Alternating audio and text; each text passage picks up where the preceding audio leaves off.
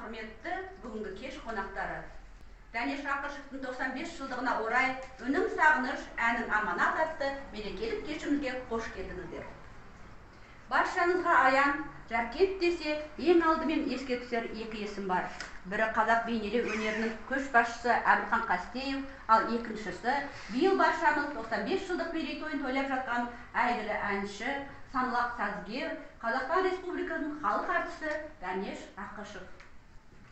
Әуезді әнмен туған халқының сүйіспеншілігіне бөленіп, көзі тірісінде-ақ Жетісудың бұлбұлы деп атанған Дәнеш ағаның дара өнері сонау өткен ғасырдың 50-ші жылдары Шығыс Түркістандағы қазақ жерінен бозбала кезінде бастау алғаны күллі көпшілік жақсы біледі. Кеш қонақтарымыздың бірі өзіміздің ауылымыздың тұрғыны, өзіміздің тұрақты оқырманымыз, Қазақстан Жазушылар одағының мүшесі, Алматы облысының құрметті азаматы, Панфилов ауданының құрметті азаматы, ақын, этнограф Әдепхан Төреханұлы. Әдепхан аға, енді бүгінгі мына кешімізге қош келдіңіз. Бүгінгі мына өзіміздің өсіп келе жатқан жасөспірім ұрпаққа деген, мына оқырмандарымызға деген, Дәнеш ағамыз мерейтойына деген бір ізгі тілегіңізбен бөліссеңіз. Келгенде тура Жаркентте түсті, мен оқып жүргем. Сонда мен ағамды сонда жағын үйде сол Жаркентте тұратын. Сол қасында осы үй бар екен. Туыстарын соған келіп қонды. Сонда барып бірінші рет барып салам беріп қолын ұстады. Содан бастап осы Көкталда кеткенше ол кісімен мен Көкталда болдым, бітіргеннен кейін.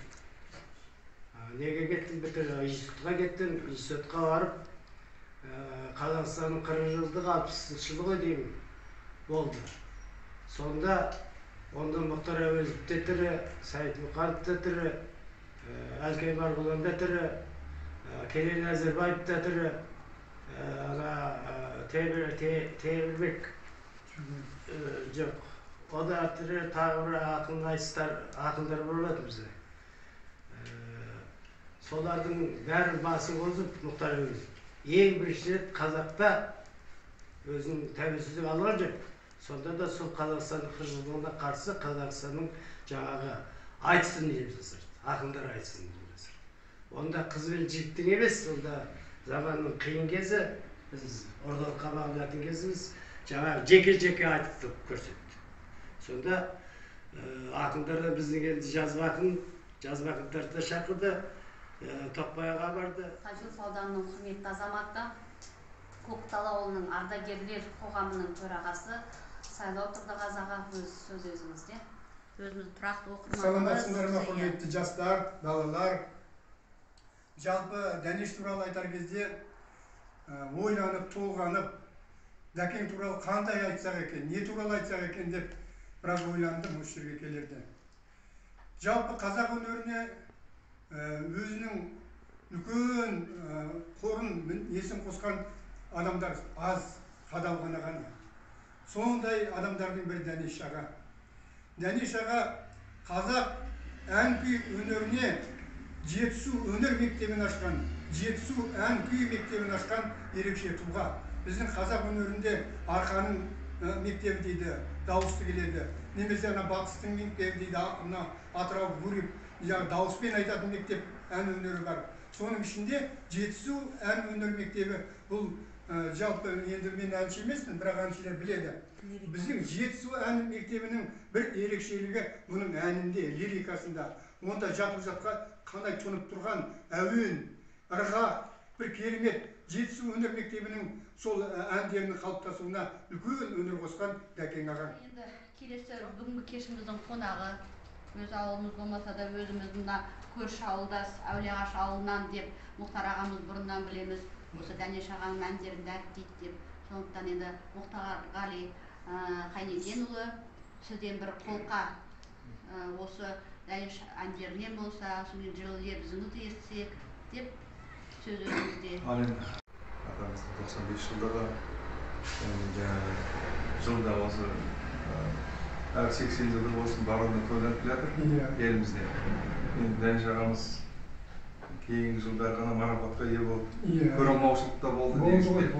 Ол жаңағы орталықтан. Сонда да халық өмірден шықпай ма көп жыл жүріп қалды әбден қадір. Кейін әйтеуір халық артистін беріп Енді ағамыз мына егеменді ел болғанда мына ақын Оразақ Насқар атамыздың сөзіне жазылған жан жақтағы бауырлар деген ән. Сол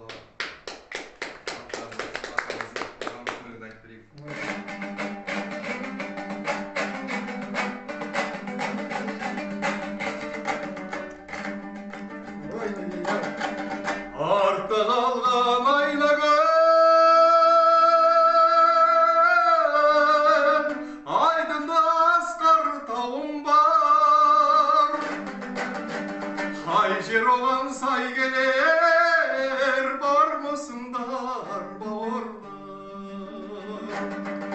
көп боп бірге көтерер басқа түсер ауыр бар көпшіл болар өсер ел бармысыңдар бауырлар Ой, дейді.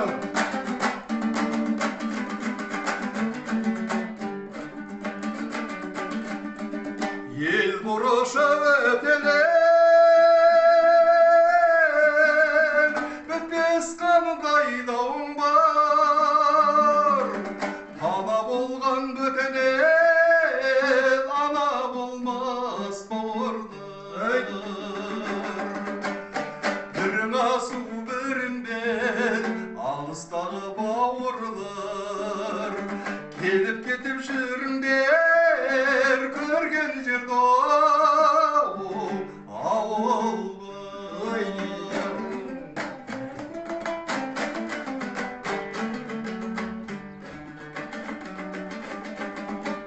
елім жерім қайда дер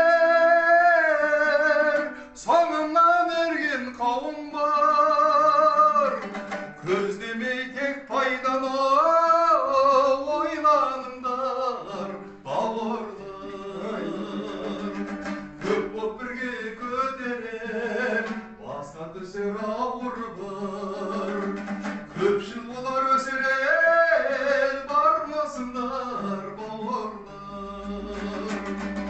бірің асу бірің бел алыстағы бауырлар келіп кетіп жүріңдер жан жақтағы бауырлар келіп кетіп жүріңдер жан жақтағы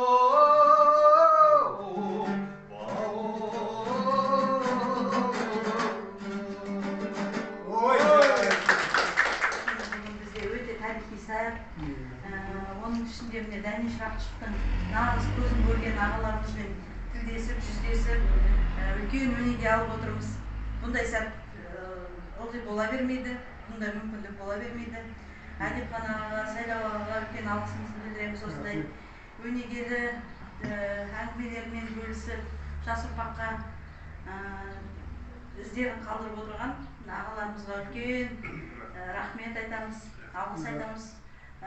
Мұхтар аға, сізге де осы әндерді жүрегімізге жеткізіп жатқан әндеріңіз үшін үлкен алғыс сіздерге.